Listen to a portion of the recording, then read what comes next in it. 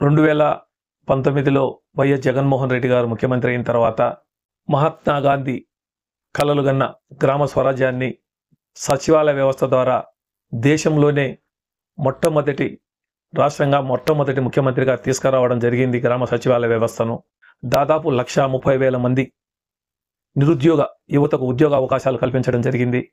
సచివాలయ వ్యవస్థకు సంబంధించి 15,004 గ్రామ సచివాలయాలను ఏర్పాటు చేసి ప్రతి సచివాలయంలో దాదాపు 14 నుంచి 15 మంది వివిధ రకాలకు సంబంధించినటువంటి డిపార్ట్మెంట్లకు సంబంధించినటువంటి ఉద్యోగులను నియమించి ఆ సచివాలయ వ్యవస్థలోనే అన్ని సదుపాయాలు కల్పిస్తూ 536 రకాలైనటువంటి సేవలను సచివాలయ వ్యవస్థకు తీసుకురావడం జరిగింది.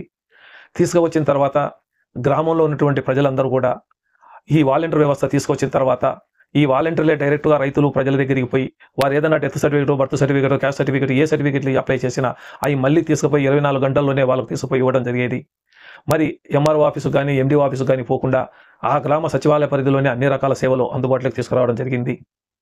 మరి అదేవిధంగా ఆర్బీకేలు ఆర్బీకేలు రైతు భరోసా కేంద్రాలు అయితేనేమి, మరి విలేజ్ క్లినిక్లు అయితేనేమి, మరి అదే డిజిటల్ లైబ్రరీస్ అయితేనేమి, పాల కేంద్రాలు అయితేనేమి, ఇవన్నీ కూడా సచివాలయ పరిధిలో ఒకే క్యాంపస్లో అన్ని కూడా ఏర్పాటు చేయడం జరిగింది ప్రభుత్వం.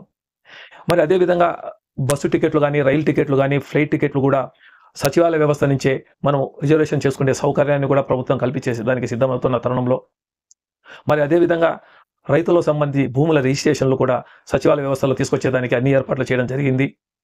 అయితే మరి ఎలక్షన్లు రావడం, మరి ప్రభుత్వం మారడం, మరి ఈరోజు సచివాలయ వ్యవస్థలో ఉన్నటువంటి 13-14 మంది డిపార్ట్మెంట్కి సంబంధించిన వాళ్ళందరినీ కూడా ఈరోజు 4-3 కంటే ఎక్కువ మంది లేరు. వాళ్ళందరినీ కుదించి వివిధ శాఖలకు మళ్ళీ వాళ్ళని పంపించడం, మరి వేల కోట్ల రూపాయలు ఖర్చు పెట్టి సచివాలయ వ్యవస్థను తీసుకొచ్చినటువంటి జగన్మోహన్ రెడ్డి గారు ఈరోజు గ్రామాల్లో సచివాలయ వ్యవస్థ ఏ విధంగా ఉంది, ఏ విధంగా జరుగుతుందని చెప్పేసి ప్రజలందరూ కూడా గమనిస్తూ ఉన్నారు. మరి ఈ సచివాలయ వ్యవస్థ ద్వారానే అన్ని కార్యక్రమాలు జరుగుతూ ఉంటే ఈనాడు సచివాలయాలని వెలవెలబోతూ ఉన్నాయి. గతంలో రైతు పంట వేస్తే ఆ పంటకు సంబంధించినటువంటి ఈ అగ్రికల్చర్ వాళ్ళే అక్కడికి పోయి ఆ పైరు వేసిన దాన్ని టేకప్ చేసి ఉండేవాళ్ళు. కానీ ఈ సంవత్సరం రైతులే వచ్చి మీ దగ్గర చేసుకోండి అని చెప్పడం, రైతులకు సంబంధించి బీమా సౌకర్యాన్ని కూడా గత ప్రభుత్వమే కడతా ఉండింది. కానీ ఇప్పుడు ప్రభుత్వం కట్టకుండా పోవడం, ఇవన్నీ పైరు వేసిన దాంట్లో కూడా అగ్రికల్చర్ స్టేట్లు వాళ్ళ లెక్కల్లో రాసుకోకపోవడం, దీనివల్ల ఇటు రైతులు ఇబ్బంది పడతా ఉన్నారు, ఇటు ప్రజలు ఇబ్బంది పడతా ఉన్నారు. కాబట్టి గత ప్రభుత్వానికి ఈ ప్రభుత్వానికి ఉన్న తేడా గురించి నేను తెలియజేసుకోవాలనే ఉద్దేశంతో ఈ విషయాలన్నీ మీకు వాస్తవాలు చెప్తున్నాను.